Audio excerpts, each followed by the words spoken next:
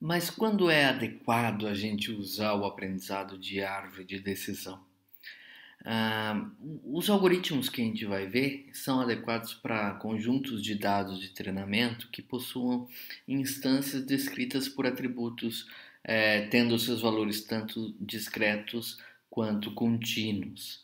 Na verdade, o primeiro algoritmo de aprendizado de árvore de decisão que a gente vai ver aqui nessa unidade que é o algoritmo ID3, e o algoritmo ID3 ele é definido para variáveis ou atributos que têm apenas valores discretos. Entretanto, nós veremos também, ainda nessa unidade 2, o algoritmo C4.5, que é definido para variáveis ou atributos que podem ter valores tanto discretos quanto contínuos. A função objetivo, para quando a gente está usando uma árvore de decisão, ela precisa ser uma função objetivo discreta, ou seja, ela é definida para a tarefa de classificação.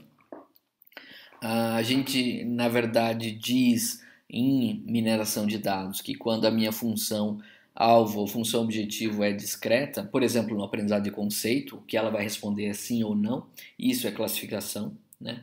E quando a minha função objetivo, a função alvo, ela é contínua, isso é predição, por exemplo, que é mais ou menos aquilo que vocês já podem ter visto em disciplinas como, por exemplo, cálculo diferencial integral, onde você quer fazer a regressão e prever, né, fazer a predição de qual valor específico para uma dada entrada de uma função, onde é que vai estar um ponto numa reta contínua. Então, isso, quando a gente quer trabalhar funções objetivos que tenham como saída valores contínuos, a árvore de decisão não é projetada para isso, mas pode ser adaptada. A gente perde alguma coisa quando faz isso. Imaginem, por exemplo, que eu quero construir uma árvore de decisão que queira dizer, ou que seja construída para dizer e nos mostrar qual vai ser a temperatura de um dado dia. E suponha que a gente queira essa resposta em um valor real. Por exemplo, 32,5 graus vai ser a temperatura de um dia com características definidas como esse exemplo aqui, dado pelo vento, umidade, etc. Se esse fosse o nosso objetivo, então a resposta da árvore não seria mais sim ou não, ela seria um número real. Nesse caso, isso não é classificação mais, a gente chama em mineração de dados isso de predição.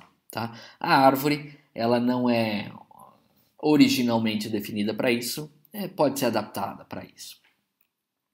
Ela é ainda adequada para quando a gente tem essa necessidade de disjunções, a gente não quer uma única regra, a gente quer criar um conjunto de regras, então ou a gente usa uma regra em que se a variável 1 tem valor A e a variável B tem valor B e assim por diante, ou então uma outra regra onde a variável 1, desculpe, tem o valor B e não o valor A e assim por diante. Tá? Ela ainda é adequada, mesmo que seus dados tenham um pouco de ruído, e a gente vai ver isso por quê daqui a pouco, mas como ela tem como base a entropia, mesmo que no seu conjunto de treinamento tenha alguns casos ali onde a classificação não foi feita de maneira adequada, se isso não for muito frequente no conjunto de treinamento, a árvore de decisão tem uma boa capacidade de superar esse problema com ruídos, tá? Os algoritmos que a gente usa para construir ou para aprender a árvore de decisão normalmente têm como característica a busca top-down. Então, a ideia seria que nós temos um número muito grande de árvores possíveis para representar um determinado problema contendo N variáveis. Ou seja, eu poderia exemplificar dizendo, olha, eu posso ter uma árvore começando com a variável 1 na raiz, ou então posso ter uma outra árvore começando com a variável 2. Para todas para as árvores que começam com a variável 1, eu poderia ter logo abaixo da variável 1 a variável 2, ou então abaixo da variável 1 eu poderia ter a variável 3, e assim por diante. Ou seja, eu tenho todas essas combinações possíveis de árvore para construir, para induzir, para aprender. E por isso a gente tem um problema aí com complexidade exponencial na hora de aprender se a gente fosse considerar todas as árvores possíveis. O que normalmente a gente faz para minimizar, então, o número de árvores possíveis e tornar o algoritmo bem mais rápido é utilizar normalmente uma busca gulosa. A subida de encosta é normalmente o método mais tradicionalmente usado para a construção de árvore de decisão. A gente vai ver um pouquinho disso nos dois algoritmos dessa nossa unidade. A ideia clássica está definida no algoritmo ID3, que foi criado e proposto por Quinlan em 1986. Então vocês veem que esse não é um algoritmo tão recente, né? Para mineração de dados, aí ela nasceu mais ou menos junto com a grande fase inicial da mineração de dados, né? Final da década de 80, começo da década de 90. O ID3, na verdade, serviu como base, não era o mais usado e nem é o mais usado até hoje, mas a ideia que está por trás da maioria dos algoritmos de aprendizado de árvore de decisão ainda tem aqueles princípios e aquelas ideias que estão no ID3 guiando o processo de aprendizado. Então é por isso que a gente vai começar na nossa disciplina vendo este algoritmo. O algoritmo está aqui, e eu retirei isso lá de Mitchell 1997. Entretanto, eu não quero que vocês fiquem tão preocupados e eu não vou seguir nem fazer a leitura do algoritmo em si. Ao contrário, o que nós vamos fazer é, dado um conjunto de dados de treinamento, eu vou tentar construir junto com vocês a árvore, mostrando o funcionamento na prática, então, desse nosso algoritmo. Certo? O algoritmo tem algumas características, ele cria um ranking dos atributos mais adequados, depois ele usa esse ranking criado e vai inserindo os atributos na árvore, e para criar esse ranking e ordenar então os atributos ou as variáveis que vão ser inseridas na árvore, o ID3 usa a medida de ganho de informação, que é uma medida que vem lá da teoria da informação e tem como base a entropia. E é isso que a gente vai trabalhar um pouquinho agora. A entropia é base, então, da função-alvo, ou da função objetivo que é utilizada para dizer qual a variável mais importante para ser colocada na árvore de decisão em cada momento. Tá? Então, é importante que a gente entenda um pouquinho sobre essa entropia. Nós podemos dizer, de uma maneira bem resumida, que a entropia é uma medida definida lá na teoria da informação que tenta mostrar para a gente qual é a pureza de um conjunto de instâncias. Essa pureza, para ser calculada, ela vai precisar de conjuntos de instâncias positivas e negativas. Né? Então, é um tipo de algoritmo de aprendizado, como a maioria dos algoritmos que a gente trabalha na mineração de dados, por exemplo, que para você ter um bom aprendizado é importante que você conheça exemplos positivos e que você conheça exemplos negativos daquele problema. Vou fazer um parênteses aqui, percebam que eu estou falando sempre de exemplo positivo e negativo, porque eu estou considerando que nesse primeiro momento nós estamos trabalhando com aprendizado de conceito. Então a minha árvore de decisão vai estar... A gente está construindo uma árvore de decisão aqui que vai responder no final sim ou não. Por isso que eu tenho instâncias positivas e negativas. Né? Daqui a pouco a gente vai ver que dá para ampliar isso para mais classes, né? Como por exemplo no caso da lente de contato.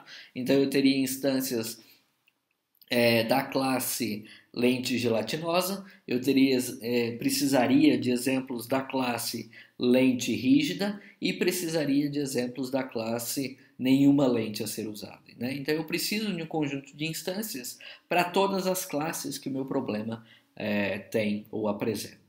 A entropia para quando eu estiver trabalhando com um aprendizado de conceito, então a entropia de um conjunto S, de um conjunto de dados S, vai ser calculada sempre da seguinte maneira. Ela é igual a menos o número de instâncias positivas que eu tenho no meu banco de dados, multiplicado pelo log do mesmo número de instâncias positivas que eu tenho na minha base de dados, na base 2, tá? Menos o número de instâncias negativas que eu tenho na minha base de dados, multiplicado pelo log na base 2 do mesmo número de instâncias negativas que eu tenho na minha base de dados. Vamos dar uma olhada na prática como isso fica. Imagine, por exemplo, que eu tenho um conjunto de dados de treinamento que tenha 16 instâncias e se refira, por exemplo, a um conceito booleano. Então, vamos imaginar que seja um conjunto de dados de 16 pacientes e eu quero trabalhar com esse conjunto dizendo, olha, um paciente deve usar lente de contato ou não, ou seja, é um problema de aprendizado de conceito e eu tenho 16 exemplos para aprender a partir dele. Considere ainda que nesse meu conjunto de exemplos, para este caso aqui, existem 9 instâncias positivas, por exemplo, 9 instâncias de pacientes que usam lentes de contato e 7 exemplos ou instâncias negativas. 7 pacientes que não usam lente de contato. Se eu tiver uma base de dados, então, que eu vou usar para treinamento que tem essas características, eu calculo a minha entropia pela fórmula que eu já tinha feito anteriormente, né? Que é, vou voltar um slide, que é, na verdade, menos o cálculo para as instâncias positivas, menos o cálculo para as instâncias negativas, né, os exemplos negativos. Para quem está usando uma calculadora que não faz o cálculo do log na base 2 de um valor direto, a maioria das calculadoras científicas vão fazer pelo menos o cálculo do log na base 10. Né? Então, se você calcular o log de x na base 10 e dividir pelo log de 2 na base 10, você vai ter o resultado do log de x na base 2. Tá? Então, quem não tem a calculadora que faz o outro cálculo direto do log de 2 para calcular a entropia pode trabalhar com essa ideia aqui. Bom, então, voltando para a nossa fórmula, o que eu tenho que calcular é menos o número de instâncias positivas vezes o log na base 2 do número de instâncias positivas. Então, esse número de instâncias positivas, eu tenho 9 instâncias positivas num conjunto de dados que contém 16. Então, eu vou por essa proporção aqui, na verdade, que é 9 sobre 16, vezes o log na base 2 de 9 sobre 16. Menos a proporção de instâncias negativas, ou seja, 7 instâncias negativas em 16, vezes log na base 2 de 7 sobre 16. É isso que eu vou fazer. E se eu fizer esses cálculos, eu vou ver que o 9 sobre 16 vai dar algo aproximadamente 0,5625, multiplicado pelo log de 0,5625 na base 2, que vai dar menos 0,83. Aqui, fazendo os cálculos, eu vou obter 0,4375 multiplicado pelo log, que é menos 1,1926. E se eu fizer os cálculos agora dessa multiplicação, eu vou ter, mantenho esse menos aqui de fora, eu vou ter aqui dentro menos 0,4669, menos, que é este menos aqui, certo? Então, menos a parte negativa, que é menos 0,5217. Como eu tenho esse menos com aquele menos e esse menos com aquele menos, na verdade eu vou somar isso. Então, a entropia de um conjunto de dados que tem essas características, 16 instâncias no total, sendo que 9 são positivas e 7 são negativas, a entropia desse conjunto vai ser 0,986. Essa é a ideia, tá?